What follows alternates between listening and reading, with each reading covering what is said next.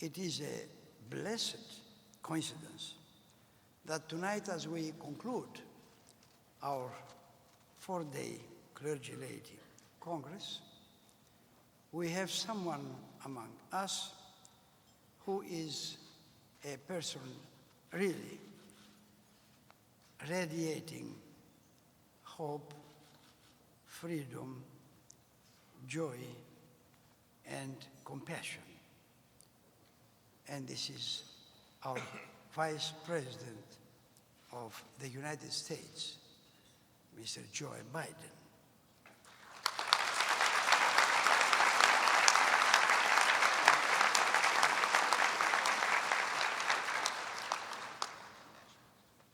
This really remarkable Vice President has been for years and years a bold defender of freedom in general, human rights in general, but freedom and human rights for Greece, Cyprus, and the Ecumenical Patriarchate.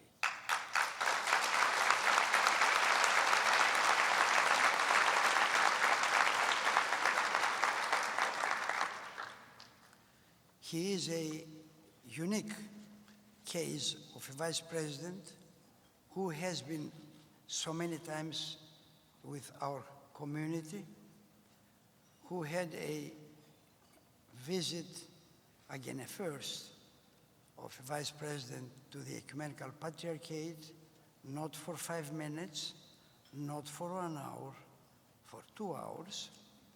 And it's important how these 2 hours were spent. 1 hour was at the office of our Ecumenical Patriarch, and before the Ecumenical Patriarch starting to explain a number of things, I remember the Vice President did this movement, took out of his pocket, and said, "Your Holiness, I know there are 4 items basically that we have to discuss. The name ecumenical, the legal entity of the Patriarchate, the confiscation issue, and Chalki." And then for 1 hour, this Vice President went down with us in St. George's Church in the Fanar for 1 hour. It's not a big church. You could just go there in and out, and with 10 minutes you see everything. Not this Vice President. He was there asking about these relics, these icons, the formation of the church, 1 full hour. I would never forget this kind of thing. Some people after that, they say jokingly, but respectfully, that the Vice President would be the best now guide for the interior of St. George.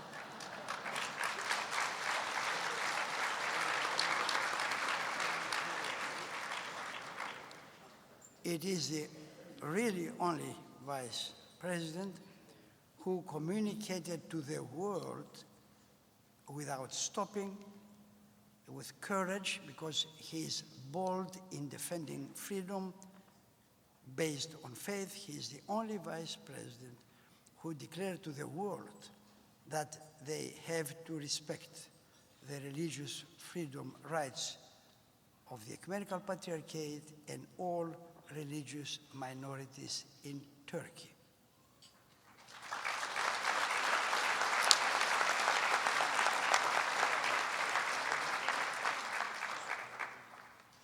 Perhaps I did not have to say all these things. First, because they are known. And second, because now we are going to hear from the Vice President and have a taste of the boldness, the courage, the love, and the faith. Mr. Vice President.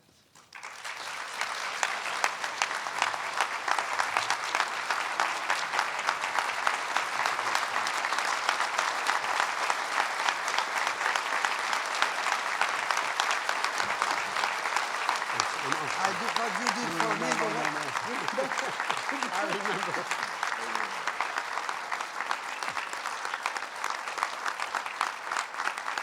Archbishop, Your Eminence, thank you very, very much.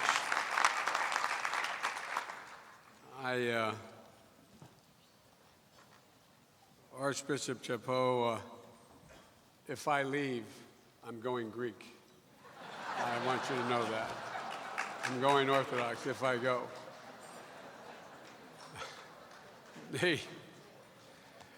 I'm going to say something somewhat presumptuous. Archbishop, I consider you a friend. You have befriended me, you have advised me, you have spent time with me, and in New York, and around the country. And the Archbishop knows my avocation is comparative theology, and I think I drove His All Holiness crazy for an hour, asking him questions, and Andrea comparing notes and talking about the history of the church. And I say to all of the metropolitans who are here and to all the clergy assembled, it's been one of my great honors to get to know the Greek Orthodox Church. I have been, because I was raised and tutored by the Greek American community, my closest friends in the small state of Delaware,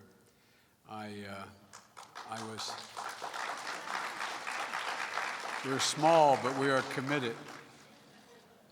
But it's been a wonderful adventure for me. And I can honestly say, the time I spent in Turkey, the time I spent with the Patriarch, was one of the highlights of my career. And I know some of the laity who's here was with me at the time as well.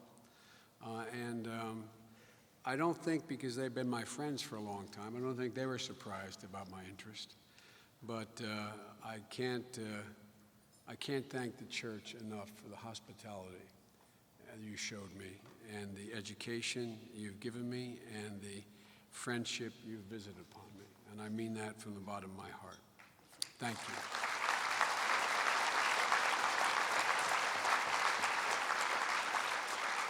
And it's truly a great honor to be invited to speak to you tonight. And welcome to Andrea and my second city, Philadelphia. I'm serious. Welcome to Philadelphia. It's a great, great, great city. And I have three of my children went to the University of Pennsylvania, two of my children, I should say. And my daughter, the love of my life and the life of my love, is married to a surgeon here and lives not very far from this very place, and has adopted Philadelphia as her home. You know, there is the poet James Joyce, and His Eminence kids me because I'm always quoting Irish poets. I know they're great Greek poets, but guys, that's one thing we Irish can do as well as you, poetry. James Joyce once said, "When I die, Dublin will be written on my heart. Well, when I die, part of my heart will have the tattoo that says Pennsylvania." I'm a Scranton boy. So welcome to Pennsylvania. Welcome to the great city of Philadelphia. I hope you've enjoyed your stay here. And it's really a great honor to be with so many good friends. One of the highest compliments I've ever gotten was from my friend I see in the front row here, from Andy Manitos. Andy and I go back a long way. And when I was elected vice president, Andy put out a press release. And he said that now in the White House, we haven't had a Greek, but we might as well, because now we have Joe Bidenopoulos in the White House. Andy, I must tell you, that meant a great deal to me. It is literally framed in my home. I don't deserve it, but I tell you, as you know, Andy, I feel it. And by the way, happy birthday. I tried to call you on your birthday, but you were... Andy is now 47 years old. I left a message for Andy, Your Eminence, on the phone saying that I have adopted the attitude relating to age that the famous pitcher Satchel Paige, who used to pitch in the, quote, Negro Leagues, and was one of the first great pitchers to be brought up to the majors. And at age 47, he was still pitching in the major leagues. And the sports writers came in, and was on his birthday, came into the locker room and said, "Satch, what's it feel like being 47, pitching in the bigs?" And his response was, he said, "Fellas, I don't look at it that way anymore. The way I look at it is, how old would you be if you didn't know how old you were?" I am 42. Andy is, I think, 37. But look, ladies and gentlemen, it's an honor to speak to the leaders of both the laity and the clergy of the Greek Orthodox Church. Back in 2009, as His Eminence has already indicated, I had as a guest in my home His All Holiness, the Ecumenical Patriarch Bartholomew, who I understand addressed you earlier by Skype. I also had a chance to visit him, His All Holiness, at St. George's, and to meet with, in 2011, to meet with so many metropolitans as well, and to become more educated.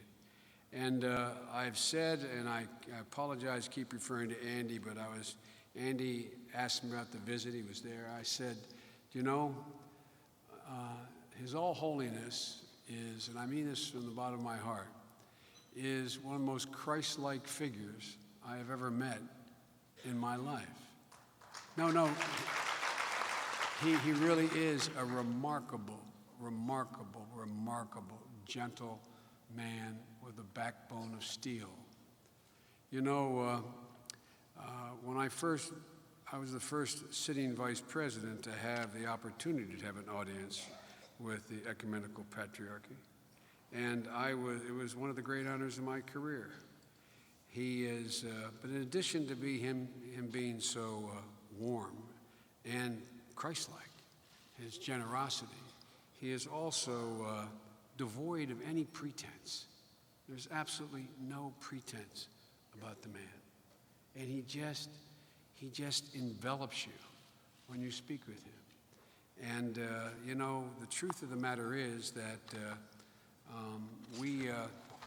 his declaration back in 1997 that, quote, to commit a crime against the natural world is a sin, was way ahead of his time, earning him the nickname of the Green Patriarch, which I believe he has worn as a badge of honor since that day. This patriarch also is someone who reaches out. He's the first patriarch to ever attend a papal inauguration, that of Pope Benedict. And it didn't surprise me when I was with Shimon Peres awarding him the Congressional Medal not long ago, that he told me that when he and President Mahmoud Abbas met recently, a Jew and a Muslim, they asked the Patriarch to pray for them. They asked the Patriarch to pray for them. As I said, this is a man who does everything in his life that I can observe consistent with what he says he believes. And not only the Greek Orthodox Church, but the laity, all of you, have played such a major role in the spiritual and, I would argue, moral leadership of America and the world.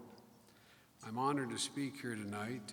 With your permission, Your Eminence, I'd like to talk about 3 subjects, all subjects in which I have a strong feeling of optimism, subjects which I think we are on the right track. Mr. Ambassador, it's an honor to be with you, and the first subject I'd like to talk about is our relationship, the relationship between the United States and Greece. That relationship, in my view, exists basically on 3 levels. It exists on a philosophic level. It has been the Greek philosophy and philosophers that have helped mold the thoughts of our founding fathers and the formation of our government, the most unusual and I think the most progressive constitution in the history of the world. And it's been the culture. It's based on culture. Millions of you, many sitting in front of me right now, millions of you who are of Greek descent, who made it to America's shores, sharing your culture and enriching ours in the process. And it's also had a political dimension, nation to nation, state to state. We've cooperated, Greece and the United States, over many years, but particularly since the enunciation of the Truman Doctrine, from NATO missions in Libya to Kabul airport, to our joint naval security mission in Suda Bay. We've worked shoulder to shoulder and continue to work shoulder to shoulder. I think I have met with every Greek prime minister since 1973. And late last year, I saw Prime Minister Samaras in Washington, D.C. And we've been in close contact since then, particularly as Greece has weathered the Eurozone crisis that it was put through. President Obama and I have pressed our European partners to provide strong support for Greece and make it clear that the Eurozone crisis cannot be solved and should not be solved by austerity alone. I don't know how many of my Greek friends have come to me during that process to tell me about cousins, mothers, fathers, relatives, uncles, aunts back in Greece who, because of this extreme austerity program, were suffering greatly. The feeling of despondency that was overtaken much of Greece at the time. So the president pushed hard on Angela Merkel and others to ease up on the austerity, pointing out that, in fact, although change had to take place, it was not worth it if it would break the back and the resolve of Greece or any other country in the process. We worked with Europe to keep Greece in the Eurozone. There was actually a period there when there was a discussion about whether or not Greece would stay in the Eurozone. And as a major provider to the IMF, we supported Greece in getting back on its feet. And many senior U.S. officials have traveled to Greece in our administration to discuss the issues, show our support, and our solidarity with the Greek people and their government. No one knows better, as I said, than this audience. These at home, they're international issues, but they're kitchen table issues at home for the people you still care for back home. Nobody knows it better than the social ministry of the Greek Orthodox Church, whose charities help meet the needs and the void was created as a consequence of the crisis. And the good news, there's good news to report tonight, as the ambassador can and probably has told you. Greece is turning the corner. Job losses and the free fall of the economy have stopped. Growth and job creation and investment are beginning to come back, including the issuance of a $3 billion Eurobond in April, which was oversubscribed, encouraging, in fact, that the issuance was 7 times oversubscribed, saying there is great confidence still in Greece. But there's more we have to do together. That's why I asked Secretary of Commerce Penny Pritzker to travel to Athens and to make clear, as she has done, that she believes American companies should be back, that Greece is open for business again, and America is ready to be part of its recovery. That's the first reason why I'm optimistic. We're working with Greece and other European partners on the Transatlantic Trade and Investment Treaty, the thing you'll hear about called TTIP. A free trade agreement would further expand the possibilities for the people of Greece, increase employment, and generate economic growth. The second issue I'd like to mention tonight, and one of which I am equally as optimistic, is religious freedom and the right of the Greek Orthodox Church to control its destiny free of the influence of any government at all.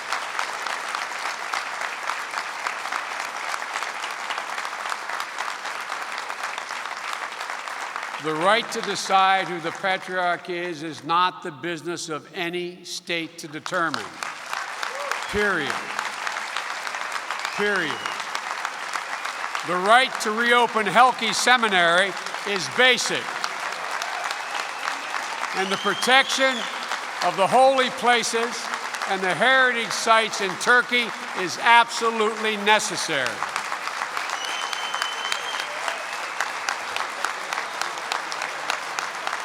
It is basic. It is the essence of the basic of religious freedom. It's a two-way street. Muslims deserve the same protection in Greece. This freedom is essential everywhere. And protecting the rights of religious minorities is essential everywhere, starting at home. Look at what's happening around the world. Where is most of the crisis? In nations divided based on ethnicity and religion. It is a curse that we face. It generates a breeding ground for extremists, and we must do everything in our power.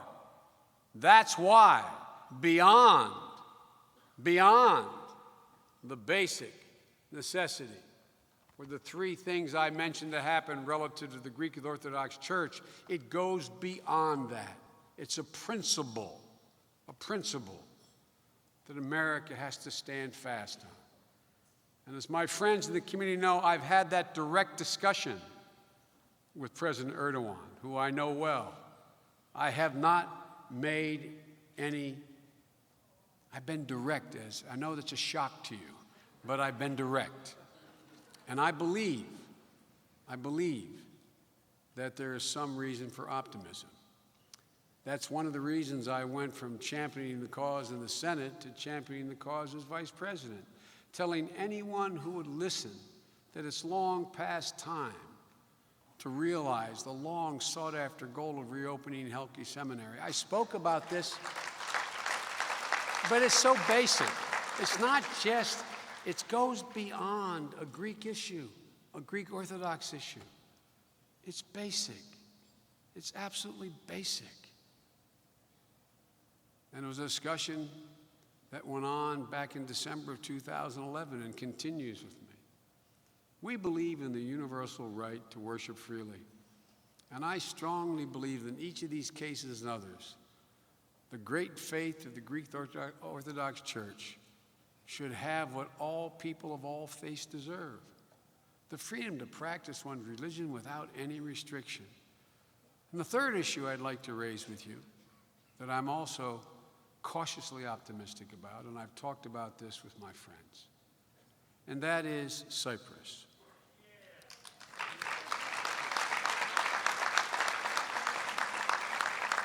One of my greatest disappointments as someone who, like Andrea, although I'm much older than Andrea, has been involved in issues relating to foreign policy and national security policy.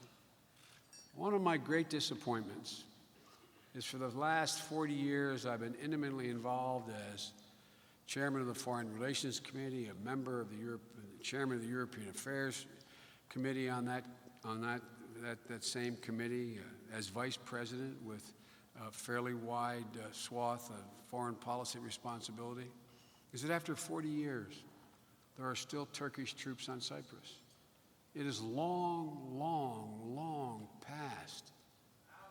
And here's the thing. I've been working with many of you in this room constantly, many great leaders in the Senate. Some are gone now. In the House, John Bradamus and my very close friend and mentor, Senator Paul Sarbanes, who's still engaged, to reach a fair and legitimate settlement to end the occupation of Cyprus.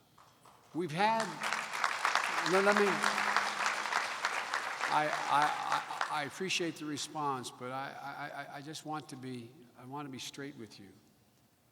We've had moments of promise in the past, and we've had moments of great disappointment over the last 40 years. And I need not tell this audience what those occasions were. But I just want you to know that I'm mildly optimistic we finally may be in a position to move toward a just settlement, a bizonal, a bicommunal federation with political equality. In May, Jill and I went to Cyprus to continue to, Jill is my wife, or I'm Jill's husband, actually, at least where I come from, to pursue and continue to pursue the objective. The moment I stepped off the plane in Nicosia Airport, there was some comment, as Andrea may recall, from some foreign policy correspondents around the world, when I stood before I left planeside with an impromptu press conference, and I made it unmistakably clear that the United States has, continues to, and will continue to recognize only one legitimate government on the island, the Cypriot government.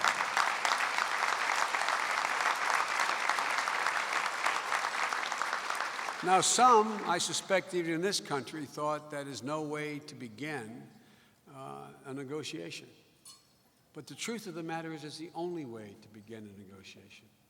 There is nothing negotiable about two elements.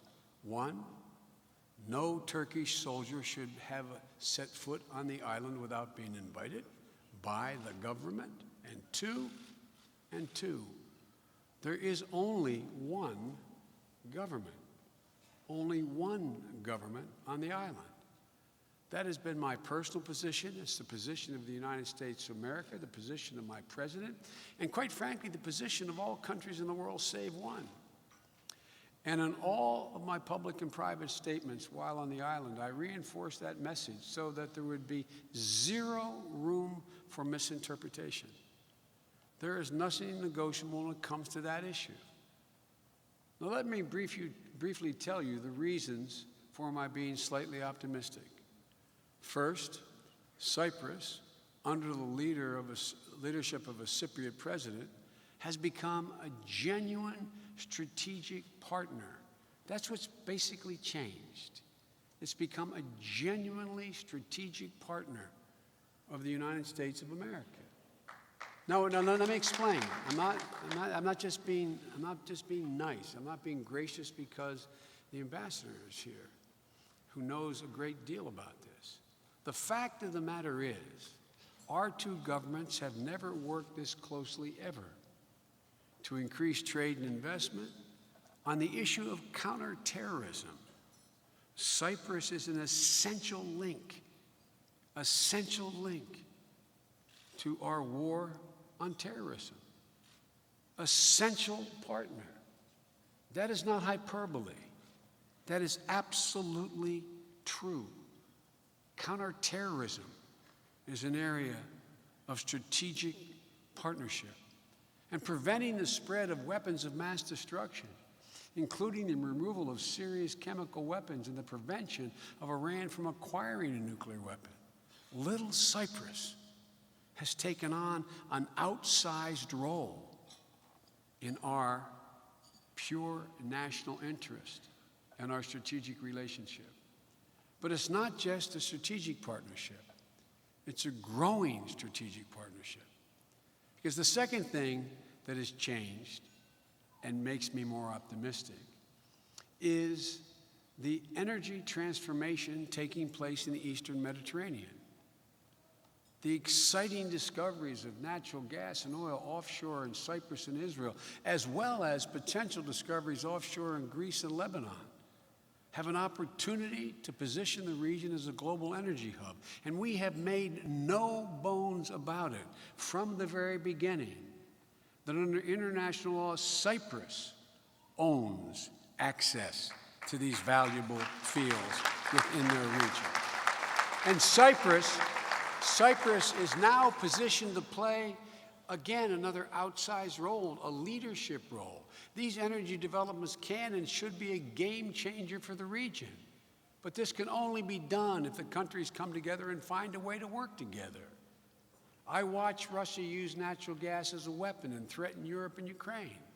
I know Cyprus, leading, and the rest of the region are part of the solution, not only helping themselves, but providing energy security for Europe. I will not take the time to go into the detail, but it was all within the power of that little island now to begin to change things. As I told my Cypriot friends in Nicosia, the United States will continue to support their efforts to develop their resources, ensure they benefit all Cypriots, and help bring the region together to realize this great potential and protect their interests as well. The third reason for my optimism is there's a growing awareness, in my view, on the part of the Turkish government, with whom I interface weekly almost, particularly since the crisis in Iraq has reemerged. I don't know how many times I've been on the phone with Prime Minister Erdogan. The fact of the matter is, the Turkish government, in my view, is becoming to understand, not for any noble reasons, but just for practical reasons, the status quo on the island does not benefit them economically, militarily, or politically.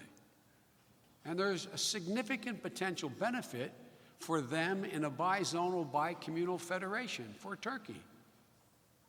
I've raised this subject in my conversations with the Prime Minister, and we've agreed that I will visit Istanbul to discuss this and try to begin to bring it to end, because ultimately Turkey is the key to this operation.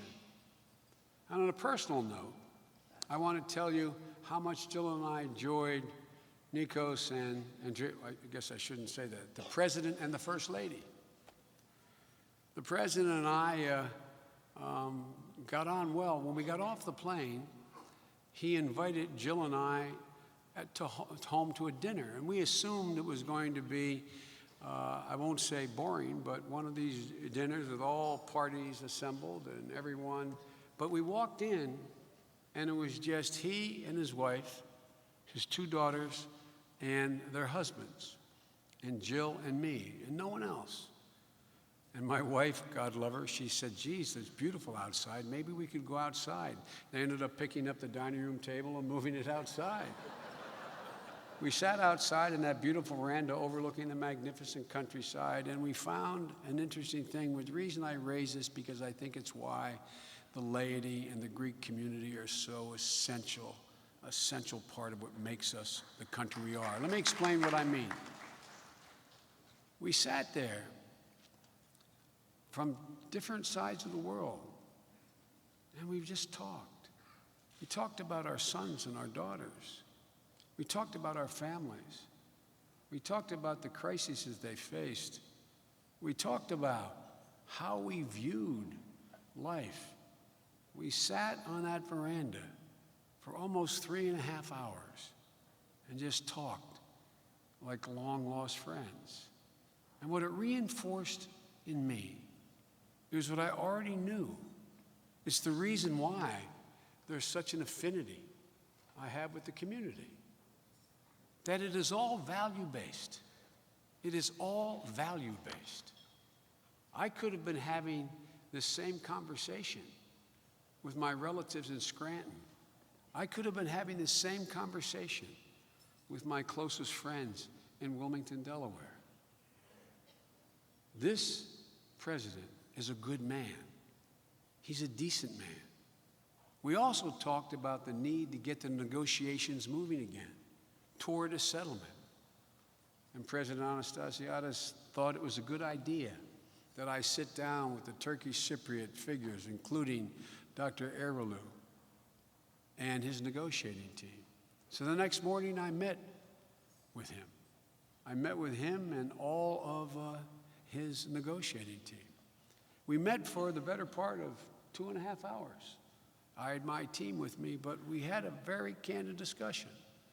I opened up and made clear the U.S. position, that although it was a Cypriot negotiation, there was and is and can only be one government, one Cypriot, Greek Cypriot government on the island, with no Turkish troops in the island. And I was surprised. Instead of it ending or causing a polemic debate, there was an open discussion representing all the parties on the Turkish side of the agenda. There was a real legitimate discussion. that there's a need for a bizonal, bicommunal federation. I also made it clear, obviously, the United States, I wasn't coming with the peace plan, that it was for the Cypriots to decide. But I got a distinct impression there was a desire for a final settlement, because this is just getting too old. I met, for example, with that delegation, and I asked two of the negotiators if they had an opportunity to live where they lived before on the other side of the line, would they go home, quote unquote? They said, it's not home anymore. Where I live is home. It's been 40 years. It's been 40 years. All of the legitimate anger and frustration that so many of you have who are Cypriot descent, what was taken from you and your families, things have changed in 40 years. And out of those talks that I had came an unusual thing. I invited Dr. Erolou to come to a private dinner with me and President Anastasiadis and the UN representative in Cyprus at a dinner at a private restaurant to discuss in private the elements that needed for a final settlement. And let me tell you what impressed me the most. Over a very long and lovely dinner, discussing very controversial ideas in detail, it was the degree of respect which each of the leaders demonstrated to the other. It made me long for the old days in the Senate when we used to be that way in our government. But I'm serious. There was no polemic debate. They each talked about, well, that may make sense, but I cannot do that. How can we? It was an actual, respectful negotiation. We actually made some progress. At that private dinner, I made the case for confidence-building measures in Famagusta and Varosha. I could not get that done. And although I was unable to get that agreement on the issues at this point, there was nonetheless a serious and open discussion. And I later suggested, toward the end of the dinner, to my surprise, they agreed that we hold a joint press conference immediately after the dinner. And to my surprise, and I think to the surprise of President Anastasiadis, Dr. Erolou agreed to do that. We walked from the restaurant several hundred yards of the famous Lydra Palace Hotel courtyard and assembled where, I don't know how many, it looked like there were over 1,000 people and hundreds of press.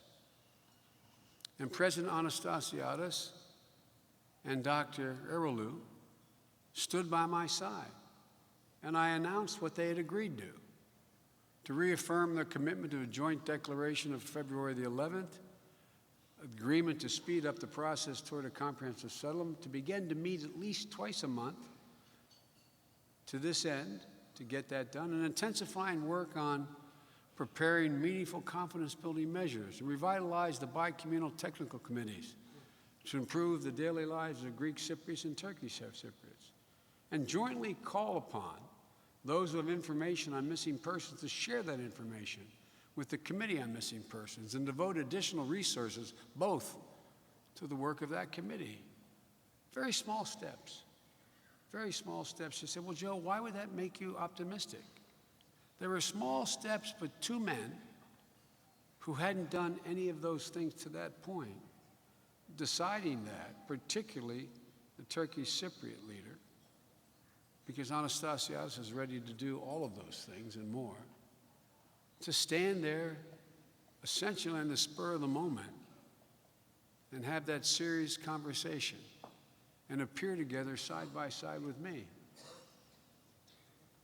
And the point of my telling you all of this is I think there are possibilities. I think the interest of the region and the parties have begun to change. And you all know, and I've been doing this much too long, I suspect, but the only time there's ever a solution is when the parties to a conflict agree that it's more in their interest to have an agreement than to continue the status quo. The status quo is not working for Turkey. The status quo is not working for Turkish Cypriots. The status quo is not working for the region. I think that's the place we have reached. There's obviously a great deal of work to be done. And look, folks, I'm not naive. I've been doing this a long time. Been going at this, as I said, for 40 years. But having listened carefully to the Turkish Cypriot community leaders, I sense there are voices within that community that have finally concluded enough is enough. The benefit that flowed from the original invasion is of no consequence to us anymore. But Turkey has to play a more constructive part. And I think it's in their interest, with all that they have going on right now, that is a threat to their security, from the Russians in the sea to their north, to the collapse of Syria to their south, and ISIL in the east. As I said, I've raised the subject with the Prime Minister, and I tend to follow up this discussion with him when we meet. I don't want to make empty promises, but I do think that there is a realization progress is in everyone's interest. I've never seen it at this point before. And a major part of this position is that Cypriot oil and gas can play an incredibly positive role in uniting the region. But a lasting solution is not going to be imposed from outside by Joe Biden or President Obama or the United States or anyone else. It can only occur if it comes from inside and is agreed to on the inside. So let me end where I began, Archbishop, taking a page from His All Holiness sense of realism matched with optimism. But because I believe that with the grace of God and the prayers of the people in this room, we can reverse a historic injustice. We look to you, the clergy and the laity of the Greek Orthodox Church, as our teachers, our allies, and our friends. Although I'm Roman Catholic, I do know one thing about the Greek Orthodox Church and the laity who worship in this church. You have always been a strong, courageous voice for a moral action. From the righteous Greek metropolitans who protected Jews during the Holocaust, to the Archbishop of America who joined hands with Dr. Martin Luther King in the Civil Rights Movement. You have been voices of reason and voices of justice. And I want to close with an idea His All Holiness, the Ecumenical Patriarch, discussed in my home in 2009 as my guest. Throughout your life, he said, you have heard a simple command: arise, arise. He went on to say, and I quote, such a simple idea, but how profound an idea, how great a call to serve your fellow man and woman.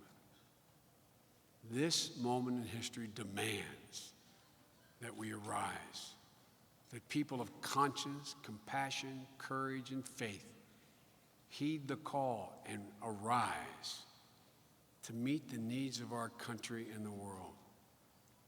And on the domestic front, it's time to once again be one America. It's time to stop the bitterness, the partisan excess. The American people are better than their leaders now. They deserve better now.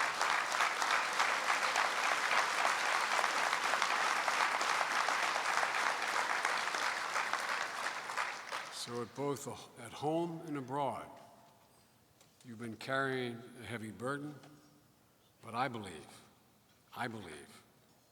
that the people of Cyprus, the people of the region, the people of this country are ready to arise and excuse the less than artful phrase, and we should get the hell out of the way. Thank you all so very much. Godspeed, and may God bless the people of Greece and Cyprus, the Greek Orthodox Church, and may God protect our troops. Thank you.